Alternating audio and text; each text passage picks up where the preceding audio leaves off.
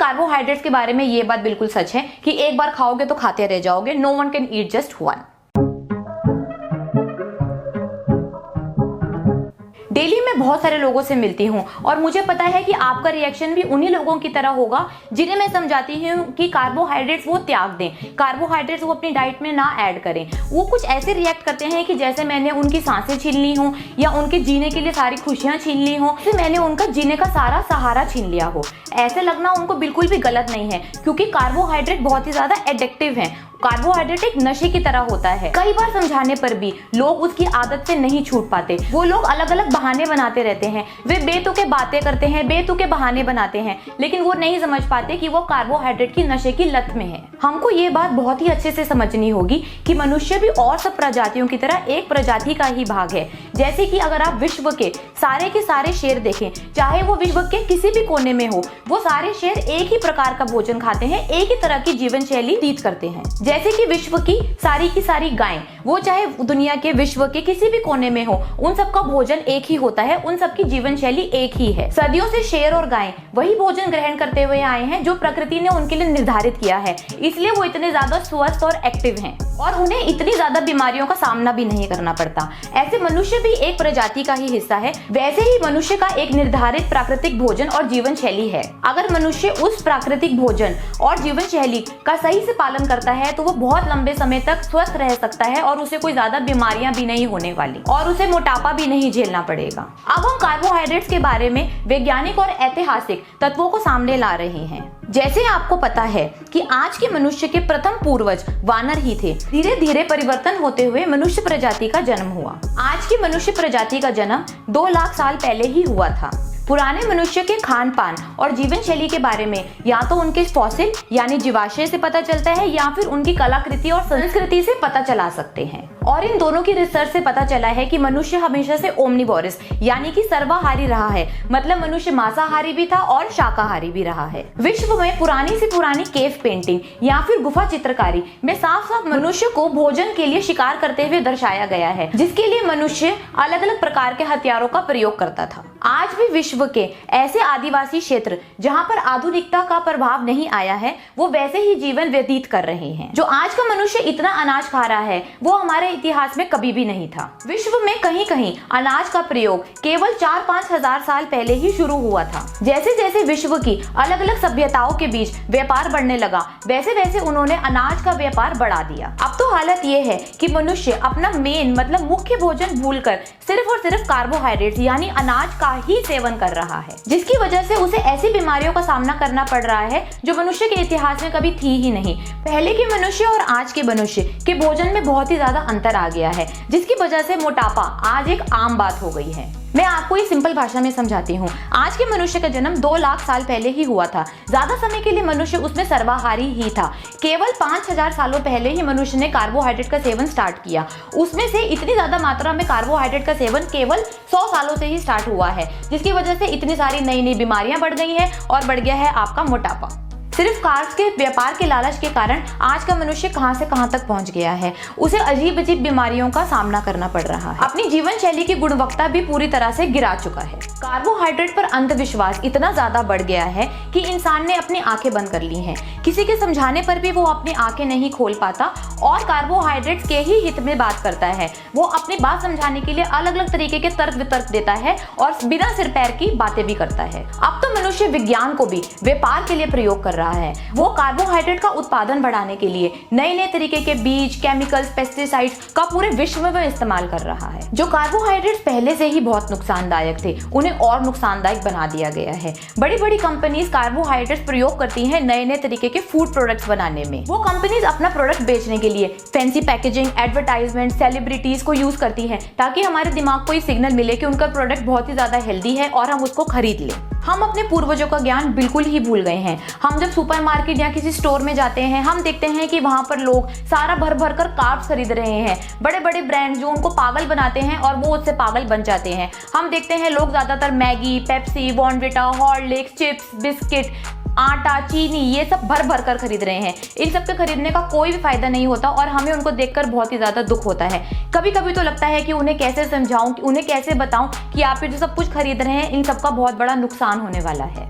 हर दिन मेरी diet counselling में बहुत सारे लोग आते हैं और वो मुझसे बार बार पूछते हैं कि अगर हम कार्बोहाइड्रेट्स नहीं खाएंगे तो हमारी डाइट बैलेंस कैसे होगी। फिर हम उन्हें बहुत अच्छे से समझाते हैं कि अगर आप रोटी चावल खा रहे हैं या आप इडली डोसा खा रहे हैं या मैगी खा रहे हैं या फिर आप बर्गर खा रहे हैं, तब भी आपकी डाइट बैलेंस नहीं है। आप सिर्फ और सिर्फ कार्बोहाइड्रेट ही खा रहे हैं, बल्कि हम तो आपको उसमें फैट और प्रोटीन भी ऐड करवा रहे हैं। तो प्रोटीन और फैट अपनी डाइट में ऐड करने के लिए बहुत ही स्वाभाविक है कि आपको कार्बोहाइड्रेट की मात्रा कम करनी पड़ेगी। ये आपको समझना होगा कि कार्बोहाइड्रेट्स आपको सिर्फ दे रहा है एनर्जी, जो आपको प्रोटीन और फैट में से भी मिल सकती है। लेप्टिन और ग्रेलिन ये दोनों हार्मोन्स हमारी भूख को कंट्रोल करते हैं। जब हम बहुत ज्यादा मात्रा में कार्बोहाइड्रेट्स का सेवन कर लेते हैं तो ये दोनों हार्मोन्स अपना काम ठीक से नहीं कर पाते, जिसकी वजह से हम बहुत ही आसानी से ओवर ईट कर लेते हैं, जिसकी वजह से बढ़ जाता है हमारा मोटापा। इसके लिए कार्बोहाइड्रेट्स के बारे में ये बात बिल्कुल सच है कि एक बार खाओगे तो खाते रह जाओगे। No one can eat just one.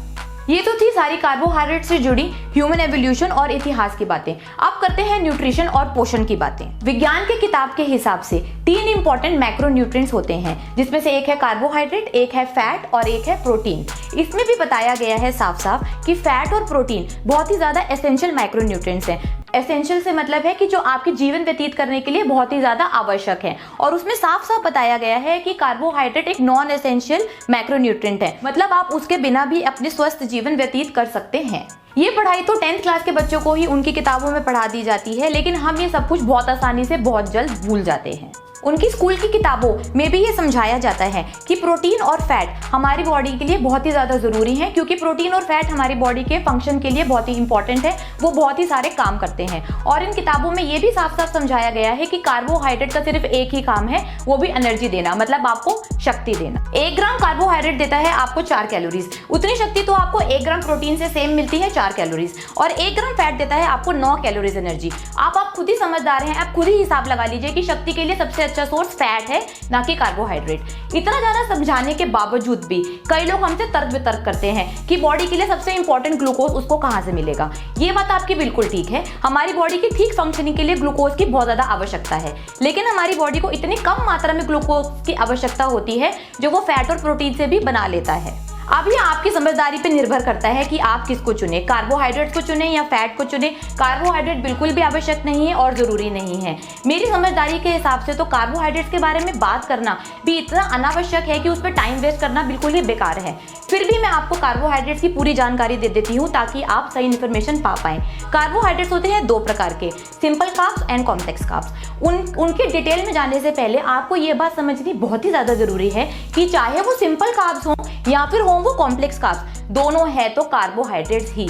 आप अलग अलग नाम लेकर ना आए कि हम ये खा सकते हैं, हम वो खा सकते हैं, हम वो खा सकते हैं। सारे के सारे ये कार्बोहाइड्रेट्स ही हैं और इनसे मिलने वाली है आपको सिर्फ एनर्जी। उसमें ये फर्क है कि जो सिंपल कार्ब्स होते हैं उनकी एनर्जी बहुत जल्दी मिलती है, और जो कॉम्प्लेक्स कार्ब्स होते हैं वो धीरे धीरे एनर्जी देते हैं। बाकी इन दोनों से कोई और फायदा नहीं है। जैसे कि हमने आपको पहले भी बताया कि कार्बोहाइड्रेट्स बहुत ही ज्यादा एडिक्टिव होते हैं, तो इससे लेप्टिन और ग्रेलिन जो हमारे भूख कंट्रोल करने वाले हार्मोन्स हैं वो हमारी बॉडी को सही सिग्नल नहीं पहुंचा पाते, इसलिए हम कार्बोहाइड्रेट बहुत ही ज्यादा मात्रा में सेवन कर लेते हैं। अगर आप थोड़ी सी भी ज्यादा मात्रा का कार्बोहाइड्रेट का सेवन कर लेते हैं तो वो अतिरिक्त एनर्जी में कन्वर्ट हो जाती है, उससे वो इंसुलिन से आपके फैट सेल्स में स्टोर हो जाती है। तो मोटापे का एक मेन रीजन कार्बोहाइड्रेट ही है। अब मैं आपको अच्छे से समझा देती हूँ कि कार्बोहाइड्रेट क्या क्या होता है, कार्बोहाइड्रेट में क्या क्या आता है, ताकि आप उन सब गंदी चीजों से बच सकें, ना किसी को खिलाएं और ना ही खुद खाएं, अपने बच्चों, रिश्तेदारों और दोस्तों को कार्बोहाइड्रेट से बचा सकें। मैं अपनी बहुत सारी वीडियोस में आपको कार्बोहाइड्रेट्स के बारे में बताया है, तो आइए अब जानते हैं कार्बोहाइड्रेट्स क्या क्या होते हैं। कार्बोहाइड्रेट का मतलब सारे के सारे अनाज, मतलब कि ग्रेन्स, जैसे कि गेहूं, बाजरा, ज्वार, चावल, और उनसे बना हुआ आटा, जैसे कि गेहूं का आटा, बाजरे का आटा, मक्की का आटा और मैदा, और उनसे सारे बना हुआ खाना, जैसे कि सारी तरीके की रोटी, सारी ब्रेड, चाहे वो ब्राउन ब्रेड हो चाहे वो वाइट ब्रेड हो, और सारे ही तरीके के नमकीन, सारे तरीके के biscuit, Maggi, chow mein, noodles, idli, sambar, dosa, सारी की सारी चीज़ें कार्ब्स में ही आती हैं। और कार्ब्स में आते हैं सारे के सारे फ्रूट्स, जैसे कि आम, संतरा, नाशपाती, पपीता, और वेजिटेबल्स में से आते हैं आलू, शकरकंदी, अरबी। और कार्बोहाइड्रेट्स में आती हैं सारी की सारी दालें, जैसे कि मूंग की दाल, राजमा, चने, सोयाबीन। और इसके अंदर आती हैं सारी की सारी चीनी, sugar, brown sugar, white sugar, शहद, शक्कर, ये सब भी। तो ये सब है डिफरेंट टाइप्स ऑफ कार्बोहाइड्रेट। ये सब मैंने आपको बता दिए कि सारा का सारा junk food, Maggi, burger, pizza, Pepsi, chowmein